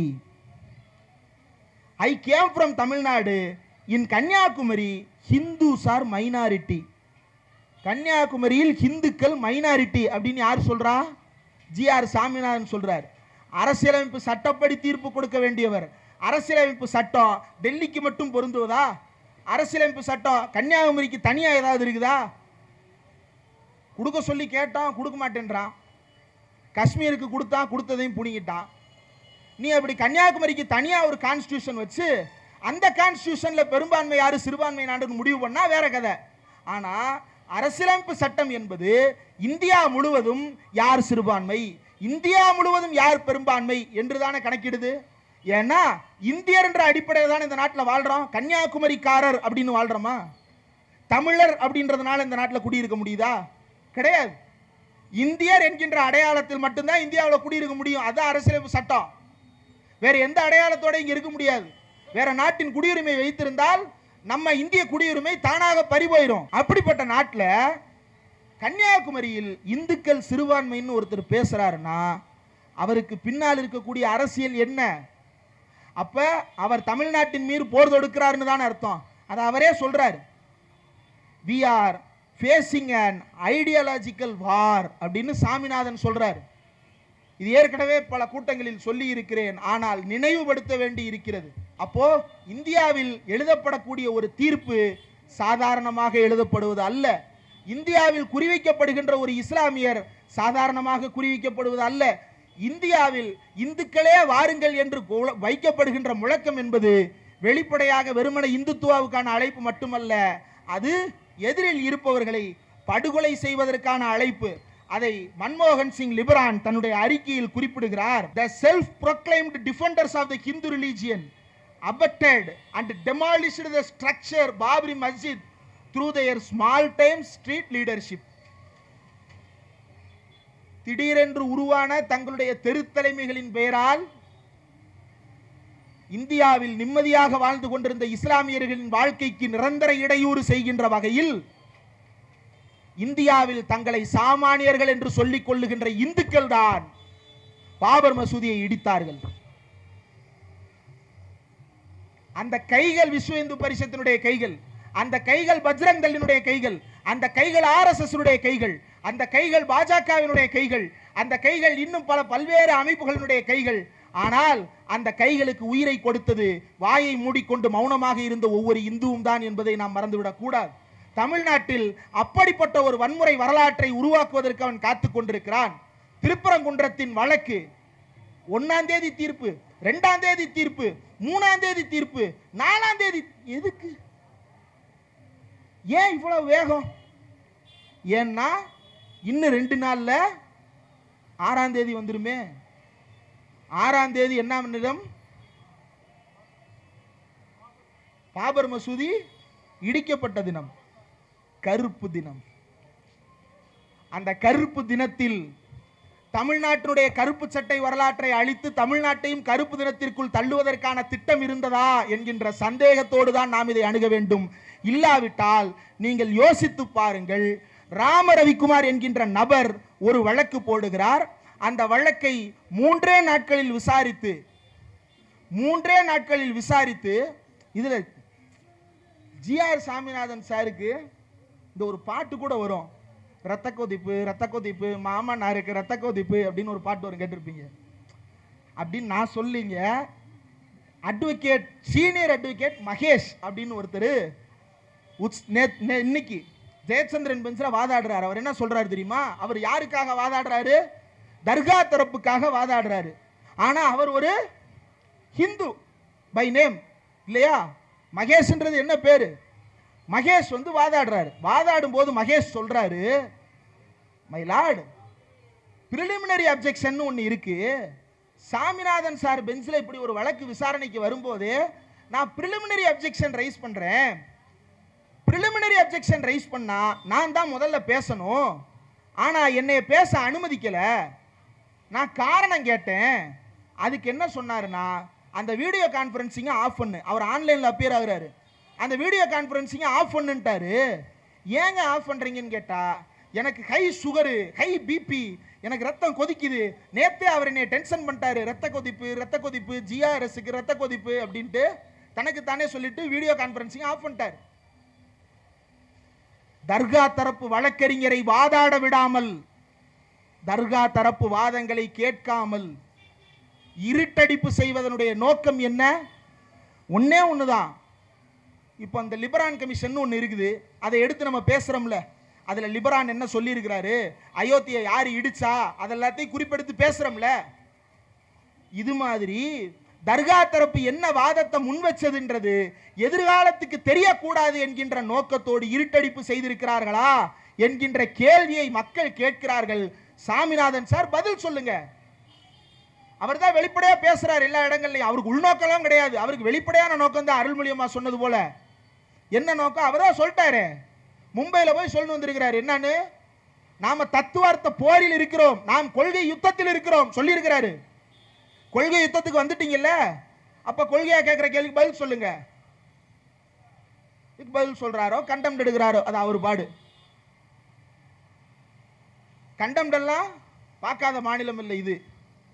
தந்தை பெரியார்கிட்ட கண்டெம்ட் கேஸை போட்டு அவரை தூக்கி உள்ள வச்சிடலான்னு கூப்பிட்டு போயிருக்கிறானுங்க. கூட்டிட்டு போனவர், ஐயா உங்களுக்காக யாராவது வாதாடுறாங்களா? இல்லைங்க, நான் அப்படி வக்கீல் வச்சலாம் வாதாடுறது இல்லைங்க. நீங்க சொன்ன அவதூறை நான் தாங்க செஞ்சேன், அதை நான் செஞ்சேன்னு முழுசா ஒத்துக்கிறேங்க. நீங்க வாய்ப்பு கொடுத்தா எனக்கு ஒரு 2 நாள் அவகாசம் கொடுங்க, 1 வாரம் அவகாசம் கொடுங்க, நான் ஒரு அறிக்கை மட்டும் தாக்கல் பண்ண நினைக்கிறேன். எவ்வளோ பெரிய மனுஷரு, பெரிய மனுஷர் ஒருத்தர், எவ்வளோ பெரிய பணக்காரரு, ஒரு பெரிய இயக்கம் நடத்துறாரு, அறிக்கை தானே அப்படின்னு சொல்லிட்டு சரி சரி கொடுத்துருங்க, அடுத்த வாரம் வாங்கய்யா அப்படின்னு சொல்லிட்டு அனுப்பி விட்டாங்க. அடுத்த வாரம் வந்த உடனே பார்ப்பான் நீதிபதியாய் ஆட்சியாளனாய் வாழும் நாடு கடும்புலிகள் வாழும் காடே ஆகும். நான் புலிவேட்டைக்காக வந்திருக்கிறேன். நீங்கள் நீதிபதியாய் ஆட்சியாளனாய் இருக்கின்ற ஒரு நீதிமன்றத்தில் எனக்கு நீதி கிடைக்கும் என்கின்ற நம்பிக்கை, ஒரு பார்ப்பனர் அல்லாதவனுக்கு பார்ப்பனரால் நீதி கொடுக்க முடியும் என்கின்ற நம்பிக்கை எனக்கு துளியும் கிடையாது. தயவு செய்து எல்லா கோர்ட்டு வாசலின் முன்பும் இது பார்ப்பனர்களுக்கு மட்டும் நீதி வழங்கும் இடம் என்று மாட்டிவிட்டீர்கள் என்றால் எங்களை போன்ற சூத்திரர்கள் இந்த பக்கம் வராமல் எங்கள் வேலையை நாங்கள் பாட்டுக்க பார்த்து கொண்டு இருப்போம். இந்தியாவின் நீதித்துறையில் இத்தனை ஆண்டுகால வரலாற்றில் எத்தனை பேர் பார்ப்பனர்கள் இருக்கிறார்கள், எத்தனை பேர் பார்ப்பனர் அல்லாதார் இருக்கிறார்கள், பார்ப்பனர் அல்லாதார் உள்ளே வந்தால் எப்படியெல்லாம் ஒடுக்கப்படுகிறார்கள், ஒரு கலெக்டர் பார்ப்பனர் அல்லாதாராக வந்தால் அவரை எப்படியெல்லாம் ஒடுக்குகிறார்கள், அதே நேரத்தில் ஒரு பார்ப்பான் எல்லா தவறும் செய்திருந்தாலும் அவனை எப்படியெல்லாம் விடுவிக்கிறார்கள். ஒரு கண்டெம்ட்டுக்கு தான் கூப்பிட்டாங்க, 10 கண்டெம்ட்டுக்கு உள்ள பேசிட்டு போயிட்டாரு. அதனால கண்டெம்ட் எல்லாம் தமிழ்நாட்டில் கொள்கை வழக்குகளில் எடுபடாது, அது மேலும் பிரச்சாரத்திற்கு தான் போய் சேரும். அந்த பிரச்சாரம் எப்படிப்பட்டதாக இருக்கும் என்பதற்கு தமிழ்நாடே உதாரணம். அப்போ ஏன் இதையெல்லாம் குறிப்பிட வேண்டி இருக்கிறது, ஏன் நீண்ட நெடிய RSS வரலாற்றை பேசுகிறோம், ஏன் அயோத்தியில் என்ன நடந்தது என்பது பற்றி பேசுகிறோம் என்றால், இந்தியாவினுடைய நீதித்துறையில் எப்படி பார்ப்பனர்கள் கோலோச்சுகிறார்கள் என்பதற்காகத்தான் ஆதர்ஷ் கோயலின் உதாரணத்தை சொன்னேன். இன்னொரு உதாரணத்தையும் சொல்றேன். அந்த உமேஷ் லலித்தினுடைய தாத்தா அகில பாரத அதிவக்தி பரிஷத் உருவாக்கும் போது அவர்களுடைய நோக்கம் என்னன்னா, சித்பவன் பார்ப்பனர்களை உச்ச நீதிமன்றத்தின் தலைமை நீதிபதிகளாக நிரந்தர பீடத்தில் அமர வைக்க வேண்டும் என்பதுதான் அவர்களுடைய நோக்கம். அந்த நோக்கத்தை நிறைவேற்றுவதுதான் அவர்களுடைய வேலையாக இருந்தது. தேசாஸ்த பிராமணர்களும் சித்பவன் பார்ப்பனர்களும் மட்டும்தான் இங்கு ஆட்சி செய்ய வேண்டும் என்பதுதான் அவர்களுடைய நோக்கம். அந்த நோக்கத்தினுடைய வெளிப்பாடுதான் சந்திரசூட் உச்ச நீதிமன்ற தலைமை நீதிபதி ஆனது. அந்த நோக்கத்தினுடைய வெளிப்பாடு தான் உதய் உமேஷ் லலித் உச்ச நீதிமன்றத்தினுடைய தலைமை நீதிபதி ஆனது. இன்னும் பல நீதிபதிகள் இப்படித்தான் உருவாக்கப்பட்டிருக்கிறார்கள். இப்போது வரை தலைமை நீதிபதியை தாண்டி பல நீதிபதிகள் இப்படிப்பட்ட RSS பின்புலத்தோடு தான் இயங்குகிறார்கள்.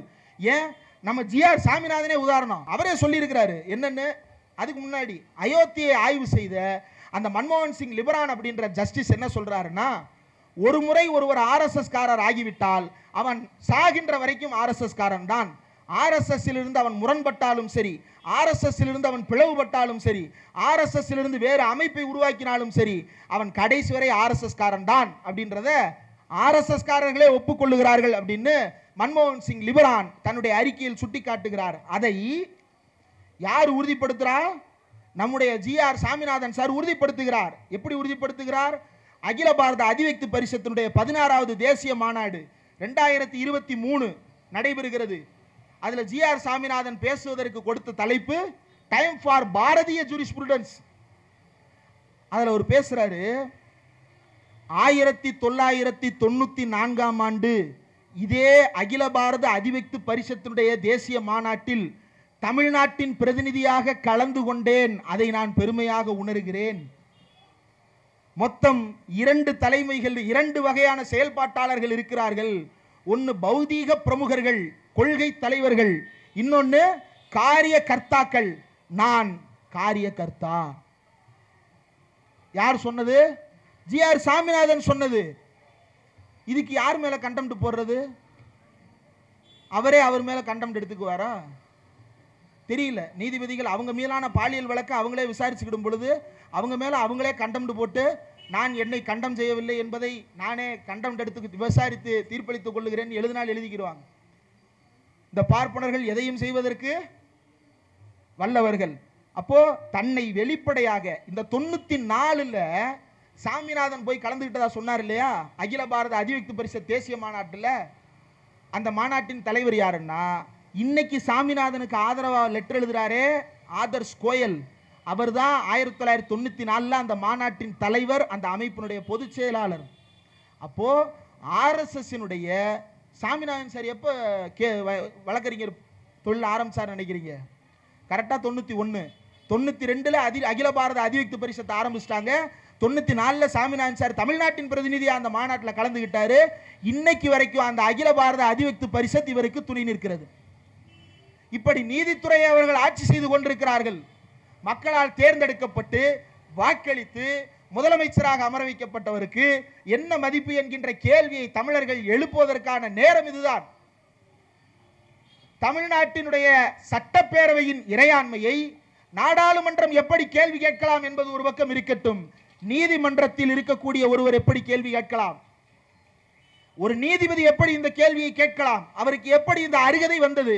அவருக்கு எப்படி இந்த துணிச்சல் வந்தது? ஆர்டர் போடுறாரு, என்னன்னு நாளைக்கே வரணும். யாரு? Chief secretary. இவர் தான் சிஎம். பக்கத்து ரூம்ல சீஃப் செக்ரட்டரி இருக்கிறாரு. கூப்பிட்டோன்னே வந்து நிற்பாரு. ஆனா இவ்வளவு துணிச்சலா பேசுறாரு. எப்படி பேசுறாரு? அவரே சொல்றாரு, இந்த வழக்கில் நான் விசாரிக்கிறதுக்கு எந்த வாதத்தையும் நீ கொடுக்கல, நானே சொல்றேன் இந்த தீபத்தை ஏத்தணும்னு அவரே முடிச்சுக்கிட்டார் வழக்க. ராமரவிக்குமார் அது ஒரு தற்குறி. அந்த தற்குறிக்கு ஏது அறிவு வாதங்கள் வைப்பதற்கு? அறிவு இருந்தா சரி, வேண்டாம். இப்படி இது ஒரு பக்கம் வெறுமன நீதித்துறை மட்டும். நீதித்துறை அல்லாமல் இந்தியாவினுடைய ஆட்சித்துறையில் இவர்கள் கோலோச்சுவதனுடைய ஒரு உதாரணம் தான் அண்ணாமலை மாதிரியான ஆட்கள் ஐபிஎஸ் அதிகாரிகளாக தேர்ந்தெடுக்கப்பட்டது. அருண்ராஜ் மாதிரியான ஆட்கள் ஐஆர்எஸ் அதிகாரிகளாக தேர்ந்தெடுக்கப்பட்டது. இப்படி தேர்ந்தெடுத்து ஐஆர்எஸ் ஆக ஐபிஎஸ் ஆக அவர்களுக்கு பயிற்சி அளித்து அவர்களை மூளைச்சலவை செய்து வெளியில் இறக்கிவிட்டு தாவேகால ஒருத்தன் உட்காரு, பாஜக ஒருத்தன் உட்காரு. இப்படி இந்தியாவினுடைய ஆட்சித்துறையில் இவர்கள் செய்து கொண்டிருக்கின்ற தீங்கு என்பது சாதாரணமானது அல்ல. நாம் சொல்லுகிறோமே ஆர்எஸ்எஸ் உடைய ஊடுருவல் என்பது இந்தியாவினுடைய ஆட்சித்துறைகளில் எந்த அளவிற்கு இருக்கிறது? தமிழ்நாட்டில் திருப்பரங்குன்றம் கோயிலில் ஒன்றும் இல்லை, நம்ம அறக்கழகம் தவம் இருக்கிறார்ல, மதுரையில் இருக்கிறார். அறக்கழகம் அப்படின்ற ஒரு ஊடகத்தை நடத்துகிறார் நம்முடைய சக ஊடகவியலாளர் தவம். அவர் சேப்பட்டி அப்படின்னு சொல்லிட்டு ஒரு ஊரில் போய் பேட்டி எடுத்திருக்கிறார். கோயிலில் முத்துமாரியம்மன் கோயில். அதில் மொதல் பேர் முத்துக்கருப்புனா எதுவோ, ரெண்டாவது பேர் மொதல் பேர் சுல்லைமானன், அடுத்த பேர் ஏதோ ஒரு பாய். கோயிலினுடைய துவக்கி வச்சவங்களே யாரு? முஸ்லீம் சேர்ந்து தான் துவக்கி வச்சிருக்கிறான். அந்த கோயில் பூசாரி சொல்றாரு நாங்கெல்லாம் சேர்ந்து தான் கந்தூரி வெட்டுவோம்னு அந்த பூசாரி சொல்றாரு. இது அவனுக்கு எரிச்சலா இருக்குது. இவன் எப்படி ஒன்னா இருக்கிறான்? ஆனா பாருங்க, அவன் தேர்ந்தெடுத்திருக்கிறான் பாருங்க. மதுரையை போயா தேர்ந்தெடுப்பான் மத கலவரம் பண்றதுக்கு? ஏண்டா சங்கி பயிலே, மதுரைன்றதுக்காக தனிப்பெருமை கிடையாது. ஆனா மதுரை வந்து இப்படி கண்ணு முன்னாடி நிகழ்த்தி காட்டி கொண்டிருக்கக்கூடிய ஊரு எதுடி? நீங்க சத்தியமா இதை வந்து தமிழ்நாட்டில் மற்ற ஊர்ல பார்க்க முடியுமான்னு தெரியல. மற்ற ஊர்லயும் இதே தான். ஆனா நீங்க எக்ஸாம்பிளா கண்ணு முன்னாடி பார்க்கறது மதுரையில பார்க்கலாம். இந்த சித்திரை திருவிழான்னு ஒன்று நடக்கும். அந்த திருவிழாவில் போன வருஷம் இந்த ஆதீனம்னு ஒருத்தர் சென்னைக்கு வந்தார். வந்து தொப்பி தாடி என்ன கொல்ல பார்த்தாங்க. பேசாம போப்பாங்கிட்டு நீ பாட்டுக்க சும்மா இருக்கிற, உன்னைய கொன்னு உன்னைய பேசுபொருள் ஆக்குற அளவுக்கு தமிழ்நாட்டில் எவன் முட்டா போயிருக்கான்னு எனக்கு தெரியல. யாராக இருந்தாலும் அவர்களுடைய உயிருக்கு பாதுகாப்பு வேணும், அதுல மாற்றுக்கிறது கிடையாது. அப்போ அந்த ஆதீனத்துக்கு பாதுகாப்பு எப்படி தேவை அப்படின்னா, டிரைவரை ஒழுங்கா ஓட்ட விடணும், அனத்தாம ஓட்ட விடணும். பின்னாடி உட்காந்துக்கிட்டு வேமாப்போ லேட் ஆகுது அப்படின்னு குத்திக்கிட்டே இருந்தா டிரைவர் எங்கிட்ட கோக்குமாக்க கொண்டு போய் விட்டுருவார். இப்போ இந்த ஆதீனம் சும்மாவே தொணன்றாரு. டிரைவரை என்ன பாடுபடுத்தினாரோ தெரியல. அப்போ முடிச்சிடுறேன். என்ன நடக்குதுன்னா, மதுரையில் மீனாட்சி அம்மன் பல்லாக்கில் ஊர்வலம் வருது. மேலே யார் நிற்கிறா? பட்டர் நிற்கிறாரு. அவர் மேலே ஏன் நிற்கிறாருன்றது நமக்கு தெரியல. ஆனால் நிற்கிறாரு, நம்ம ஆட்கள் ஏற்றுக்கிறான். ஊர்வலம் வர்றாரு. வரும்போது பள்ளிவாசல் வருது. பள்ளிவாசலினுடைய வாசலை தாண்டும் போது பாய் நிப்பாட்டுறாரு. நிப்பாட்டி பட்டர் பானக்கம் குடிங்க. பானக்கம் தெரியும்ல, சர்பத்து மாதிரி வந்து பானக்கம் கறப்பாங்க. அது வந்து உடம்பு குளிர்ச்சியாக அந்த துளசி, புளித்தண்ணி, எலுமிச்சம்பழம் இதெல்லாம் போட்டு கறப்பாங்க. கரைச்சி நல்ல ஜில்லு ஜில்லுன்னு இருக்கும் குடிக்கிறதுக்கு. குடிச்சிக்கிட்டே இருக்கலாம். ஓரா குடிச்சா வகுத்தால போயிடும். இப்போ ஐயருக்கு வந்து ஒரு கிளாஸ் எடுத்து கொண்டு போய் சாமி குடி சாமி அப்படின்னு இவர் கொடுக்க, அவர் வாங்கி பானக்கம் குடிக்க, பானக்கத்துக்கு கொடுத்ததுக்கு கைமாறா அந்த பட்டர் செஞ்ச செயல் தான் பல சங்கிகளை இன்றைக்கும் தமிழ்நாட்டில் பட்டர் கூட இப்படி இருக்கிறாங்களே அப்படின்னு கதற விடுது. என்னன்னு, மீனாட்சி அம்மன் கழுத்தில் இருந்த மாலை எடுத்து பட்டருக்கு போட்டார். பட்டர் மீனாட்சி அம்மன் கழுத்தில் இருக்கிற மாலை எடுத்து பாய்க்கு கொடுக்குறாரு. இந்தாங்க பாய் அப்படின்னு பாய் கழுத்தில். பாய் சந்தோஷமா வாங்குறாரு. யாருக்கு எந்த தடையும் கிடையாது. இப்படிப்பட்ட ஊரில் வந்து இந்து முஸ்லீம் கலவரத்தை ஏற்படுத்தணும்னு ஒருத்தன் உட்கார்ந்து இருக்கிறான். அவன் எவ்வளவு பெரிய விலங்கா வெட்டியா இருப்பான். ஆனா இதை செய்யறதுக்கான துணிச்சல் எங்க வருதுன்னா, லோக்கல் இருக்கக்கூடிய அதிகாரிகள் அவன் என்ன பண்றான்? பீஸ் கமிட்டி மீட்டிங் போட்டு கருதிங்க கூடாதுன்றான். மதுரையில் இருக்கிறவன் எல்லாருக்கும் தெரியும் அங்க கருதிங்கிறது. ஆனா கருதிங்க கூடாது அப்படின்னு போடுறான். அந்த அதிகாரிகள் வருகின்ற துணிச்சல். நீதி சாமிநாதன் சொல்றாரு, நானே நேரில் போய் பார்த்துட்டு வந்து அங்கதான் விளக்கெல்லாம் ஏத்தலான்றாரு. அந்த விளக்கெல்லாம் ஏத்தலான்னு சொன்னது தான் இன்னைக்கு ஹெச்ஆர்என்சி ஜாயின்ட் கமிஷனர் சார்பா இன்னைக்கு தான் அவர் பேசுறத முதல்ல கேட்டேன். சீனியர் அட்வொகேட் என் ஜோதி அவர் பேரு. யுவர் ஆனர், நான் ஜாலியாக ஒன்று தமிழில் சொல்லிக்கவா? சொல்லுங்க. கோர்ட்டுக்கு வந்துன்னு இருந்தேன். வந்துட்டு இருக்கும்போதே வழியில் ஒருத்தர் பார்த்தாரு. ஏன்பா தூண்டு இருக்கிற இடம்லாம் தீபம் ஏற்றுறது முடிவு பண்ணிட்டா கோர்ட்டில் எம்புடு தூண்டு இருக்கு, போய் ஏற்றிக்கிட வேண்டியதானே அப்படின்னு என்கிட்டே கேட்குறாரு. மயில் ஆடு குன்றம் இருக்கும் இடமெல்லாம் குமரன் இருப்பான், குன்று இருக்கும் இடமெல்லாம் குமரன் இருப்பான். ஓகே, ஏத்துக்கிறேன். அதுக்காண்டி தீபம் இருக்கிற இடத்துல எல்லாம், தூண்டு இருக்கிற இடத்துல எல்லாம் தீபம் ஏத்திட்டு இருக்க முடியுமா? இதோட ஹைலைட்டா ஒண்ணு கேட்டார். இந்தியா முழுக்க முருகனுக்கு பல்வேறு வடிவங்கள் இருக்கு. இப்ப தமிழ்நாட்டை பொறுத்த வரைக்கும் பிள்ளையாருக்கு கல்யாணம் ஆகல இல்லையா, அவர் பிரம்மச்சாரி. ஆனா வடக்குல அவருக்கு கல்யாணம் ஆயிருச்சு, 2 ஒய்ஃப். அதே மாதிரி முருகனுக்கு தமிழ்நாட்டில் 2 ஒய்ஃப், நார்த்தில் 1 தான். அங்கே வள்ளி குரமகள் கதை கிடையாது. நீங்கள் சங்க இலக்கியம்லாம் பார்த்தீங்க அப்படின்னா வள்ளி தான் இருக்கும், தெய்வானை இருக்காது. புராணத்தின் வழியாக தெய்வானையும் இலக்கியங்களின் வழியாக வள்ளி குரத்தையும் முருகனுக்கு திருமணம் செய்கிறார்கள். அது ஒரு ஏற்பாடு. இந்த திருமணத்தில் 2 மனைவி, நார்த்தில் 1 மனைவி, தெய்வானை மட்டும்தான். 2 மனைவி இருக்குன்றதுக்காக எல்லா இடத்துலையும் 2 இடத்துல விளக்கு ஏற்றிக்கிட்டு இருக்க முடியுமா அப்படின்னு சொல்லிட்டு, ஏன்னா 2 வீடு 2 விளக்கு அப்படின்னு கேட்குறாரு. நீதிபதி என்ன பதில் சொல்றது? ஆடித்தான் போய் நிற்கிறாரு. தமிழ்நாட்டுடைய வாதங்களை கேட்டு இந்த வாதத்தை நம்ம ரொம்ப சாதாரணமாக கடந்து போறோம்ல, எவ்வளவு இயல்பா எடுத்துக்கிறோம். வள்ளி திருமணம்னு ஒரு நாடகம் நடக்கும் ஊர் பக்கம்லாம். அதெல்லாம் பார்த்தீங்க அப்படின்னா அந்த கேலி கிண்டல் பண்ணுவான் முருகனை. என்ன முருகா லைட்டர் வேணுமா? வள்ளி திருமண நாடகத்தில் முருகன் வந்தவொடனே என்ன முருகா லைட்டர் வேணும்? என்னப்பா அப்படி பேசுற? நடிப்பதாயா பீடி பிடிச்சிக்கிட்டு இருந்தான். அதாவது அந்த நபரை மேடல ஏத்தி கலாய்க்கிறாரு. நீ போட்டிருக்கிற கெட்டப்லாம் ரெண்டாவது, நீ யார் எனக்கு. இப்போ இதை புதுப்பாளன் தோழர் வந்து மேடையில ரொம்ப ஜாலியா பிரசன்ட் பண்றாரு. தமிழ்நாடு ரசிக்குது இல்ல, இந்த ரசனையே அவனுக்கு எரிச்சலா இருக்குது. இந்த கலையை ரசிப்பதே அவனுக்கு எரிச்சலாக இருக்கிறது. இந்த எரிச்சலினுடைய வெளிப்பாடு தமிழ்நாட்டில் இந்த பார்ப்பனர் அல்லாதார் என்கின்ற உணர்வை மழுங்கடிப்பதற்காக தமிழ்நாட்டில் இருக்கின்ற சாதி எதிர்ப்பு உணர்வுகளை, ஒரே ஒரு உதாரணம், எனக்கு முன்னாடி பேசின 2 பேருமே சொன்னாங்க. என்ன சொன்னாங்க? தமிழ்நாட்டில் பேருக்கு பின்னால் சாதி போடுவது இல்லை. எந்த கவர்மெண்டாவது அரசாணை போட்டு உங்களை சாதி போடாதீங்கன்னு சொல்லுச்சா? எந்த கவர்மெண்டாவது சாதி பேரை போட்டா உனக்கு சர்டிபிகேட் கொடுக்க மாட்டேன்னு சொல்லுச்சா? கிடையாது. சாதி பேரை வச்சிருக்கிற இன்னும் 2 பேர் இருக்க தான் செய்யறான். அவன் எப்படி சர்டிபிகேட் வாங்குறான்? தந்தை பெரியார் சுயமரியாதை மாநாட்டில் போட்ட தீர்மானத்தை மட்டுமே மனதில் கொண்டு தமிழர்கள் சாதியை பெயர்களில் இருந்து விட்டு ஒழித்தார்கள். இது பெரிய சாதனை. மற்ற மாநிலங்கள்ல அரசாணையே போட்டால் இது நடக்காது. ஆனா பெரியார் சொன்னார் என்கின்ற காரணத்தால் தமிழ்நாடு சாதி பட்டங்களை ஒழித்தது. பெரியார் சொன்னார் என்கின்ற காரணத்தால் தமிழ்நாடு இன்றைக்கும் தன்மானத்தோடு தலை நிமிர்ந்து நிற்கிறது. நேற்றைக்கு திமுகவினுடைய இளைஞரணி மாநாடு 1.5 லட்சம் பேர்.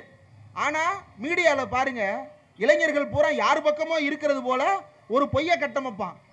நம்ம ஆட்களை ஏமாந்துருவான். சார், இளைஞர்கள் பூரா அந்த பக்கம் தான் இருக்கிறான். கண்ணை திறந்து பாரியா, காலேஜில் போய் பேசு, பசங்க யார் பக்கம் இருக்கிறாங்கன்னு தெரியும். மாநாடுகளில் போய் பாரு, பசங்க யார் பக்கம் இருக்கிறாங்கன்னு தெரியும். அது அந்த பனையூர் கட்சி அது ஏற்கனவே பழைய பூத் பங்களாவா மாறிடுச்சு. பூரா போய் சேர்ற பூராமே 70+ தான். ஆவரேஜ் ஏஜ் குரூப்பே இல்லை அது. ஆனா அவன் இளைஞர் கட்சி நம்புறான்.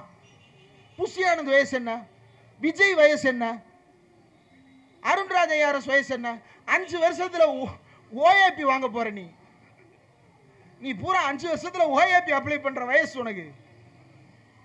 அப்போ அவன் இளைஞர்கள் அவன் பின்னாடி இருக்கிறதாக ஒரு தோற்றத்தை உருவாக்குறாங்கல்ல. இந்த தோற்றம் ஏற்படுவதற்கு பின்னால் ஆர்எஸ்எஸ் சதி இருக்கிறது. நீங்க மோகன் பகவத் பேசுறதை எடுத்து பாருங்க. அந்த மோகன் பகவத் பேசுறான், திருச்சிக்கு வந்து பேசுறான். என்ன பேசுறான்? இந்துக்கள்ல 4 வகை இந்துக்கள் இருக்கிறாங்களாம். ஒன்னு, those who proudly declare it, பெருமையாக சொல்லிக் கொள்ளுபவர்கள். இன்னும் சிலர் உணர்கிறார்கள் ஆனால் சொல்ல மாட்டார்கள். இன்னொரு தரப்பு என்னன்னா, அவர்களுக்கு தெரியும் அவர்கள் இந்துக்கள்னு, ஆனா தங்களை இந்தியன்னு சொல்லிக்குவாங்க. இன்னும் ஒரு சிலர் இருக்கிறாங்க, தங்க அடையாளமே தெரியாதவங்க அப்படின்னு. இந்துத்துவாவினுடைய 4 வகைப்பாடுகள்னு மோகன் பகவத் பேசுறான். பெரியார் 4 வகையா 3 வகையா சுருக்கி சொல்லிட்டாரு. கடவுளை வணங்குபவன், சொல்லுங்க, நான் மட்டும்தான் கண்டம்டா, வாங்க கூட வாங்க. கடவுளை வணங்குபவன், கடவுளை கடவுளை பரப்பியவன், கடவுளை கும்பிடுபவன், சொல்லுங்க.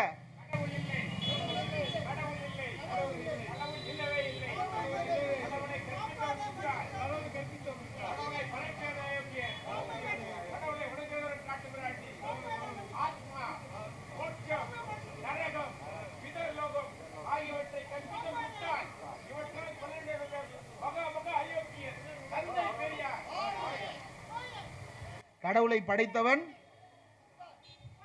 கடவுளை பரப்பியவன், கடவுளை வழிபடுபவன் அப்படின்னு பெரியார் சொன்னாரு.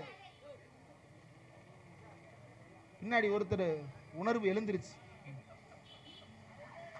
அப்போ அடிப்படையில் நாம புரிஞ்சிட வேண்டியது, நீ 4 என்ன, பெரியார் 3 வகையில சொல்லிட்டு போயிட்டாரு. அது என்ன, நீங்க யோசிச்சு பாருங்க. ஒருத்தர் அதை பெருமையா உணர்ந்துகிட்டு வெளியே சொல்லாம இருக்கிறான்னா அது எவ்வளவு பெரிய அசிங்கம், அது எவ்வளவு பெரிய அசிங்கம். நான் அதுக்கு மேல ஒன்னும் சொல்ல விரும்பல.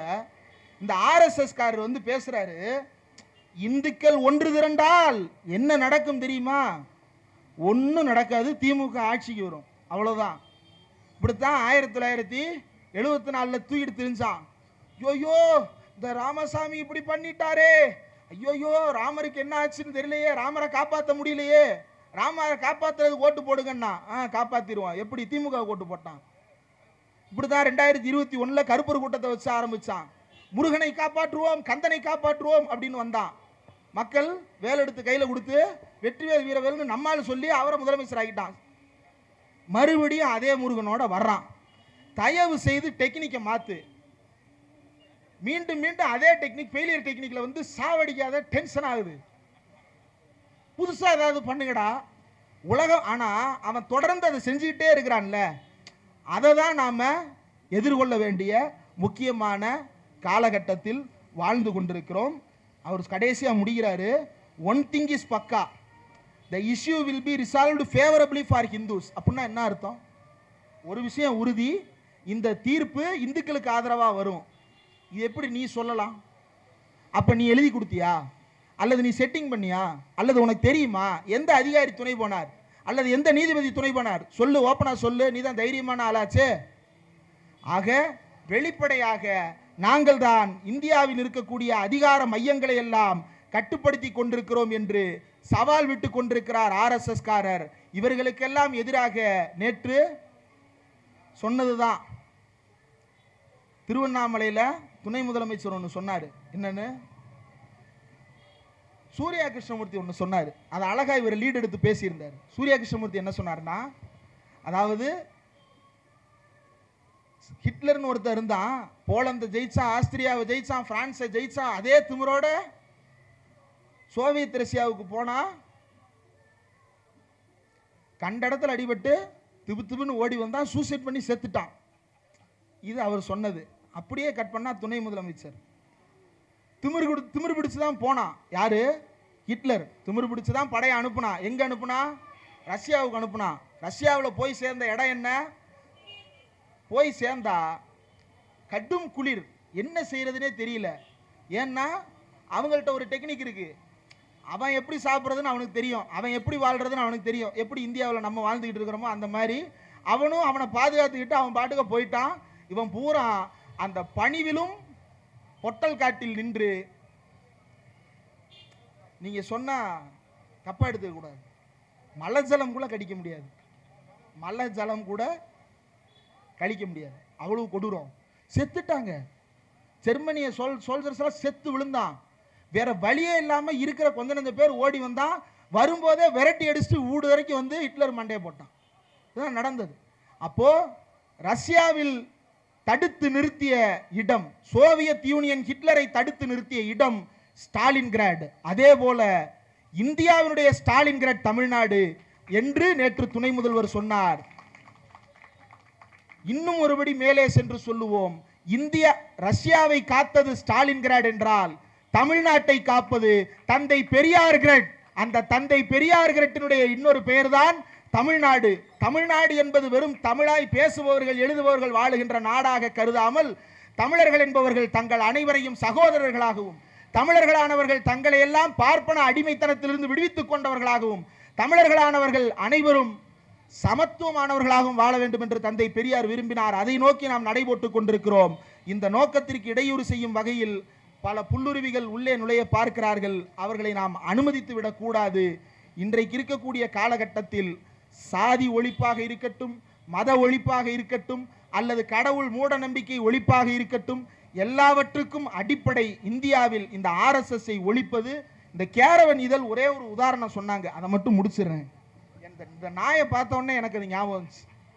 யாராவது கேமரால அதை காட்டிருங்க. அடியில போயிடுச்சியா? இந்த இருக்கு. இந்த நாயை பார்த்த உடனே தான் எனக்கு ஞாபகம் வந்துச்சு. என்னன்னா, அந்த கேரவன் ஆர்டிக்கிள்ல ஆர்எஸ்எஸ் பத்தி எழுதினவர் என்ன சொல்றாருன்னா, நீங்க இந்த பனிச்சரிவு பார்த்திருக்கீங்களா டிவியில எல்லாம்? அது என்ன ஆகும்னா, சின்னதா உருள ஆரம்பிக்கும். அப்படி உருண்டு உருண்டு உருண்டு உருண்டு வர வர அந்த பனி உருண்டை வந்து பெரிய பாறையா உருண்டு திரண்டு அது ஒரு மலை மாதிரி விழுகும் கீழே. இதை வந்து என்னன்னு சொல்லுவாங்க? ஸ்னோபால் எஃபெக்ட் அப்படின்னு சொல்லுவாங்க. ஆர்எஸ்எஸும் அப்படித்தான். ஆர்எஸ்எஸ் ஒரு தலைமை அமைப்பு, அதற்கு கீழே இருக்கக்கூடிய பல மடங்கு அமைப்புகளையும் உருண்டு உருண்டு உருண்டு பெரிய ஸ்னோபால் எஃபெக்டை வச்சிருக்கு அப்படின்னு சொல்லுவாங்க. அப்படின்னு அவர் சொல்றாரு. இப்போ இதை தமிழ்ல மொழிபெயர்த்தா இந்த ஸ்னோபால் எஃபெக்டை என்னன்னு போடுறது? பனித்திரல் அப்படின்னு போடுறதா அல்லது பனி உருண்டைன்னு போடுறதா அப்படின்னு யோசிக்கும் போதுதான் எங்க ஊர்ல ஒரு வண்டு உண்டு, வண்டுருட்டாம்பழம்னு பேர். அதுக்கு வண்டுருட்டாம்பழம் தெரியுமா? யாருக்கெல்லாம் தெரியும்? தெரியாதவங்க கூகுள்ல வண்டுருட்டாம்பழம்னா என்னன்னு பார்த்து தெரிஞ்சுங்க. ஒரே சென்னையில் இருக்கிறதுனால உங்களுக்கு தெரியாம இருக்கலாம். கொஞ்சம் சென்னை விட்டு வெளியே போனீங்கன்னா வண்டுருட்டாம்பழம் தெரியும்.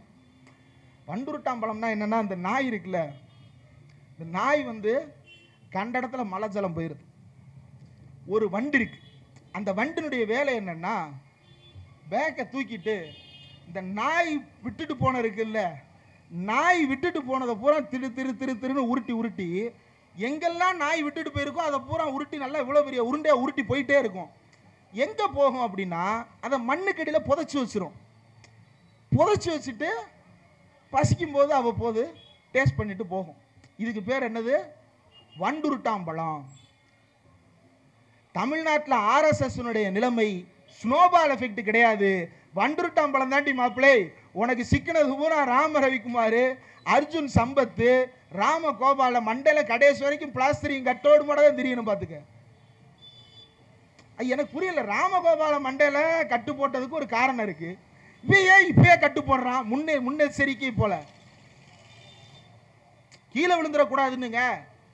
பைக் ஓட்டும் போது ஹெல்மெட் போட்டு போகலாம்.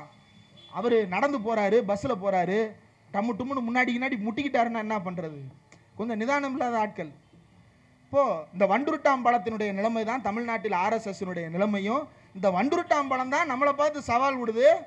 தமிழ்நாட்டில் நாங்கள் வென்று காட்டுவோம் பார் அப்படின்னு சொல்லிட்டு, நீ உன்னால ஆனதை பாடுறா அப்படின்னு 1925 ஆரம்பித்த நம்முடைய போராட்டம் தொடர்ந்து கொண்டே இருக்கிறது.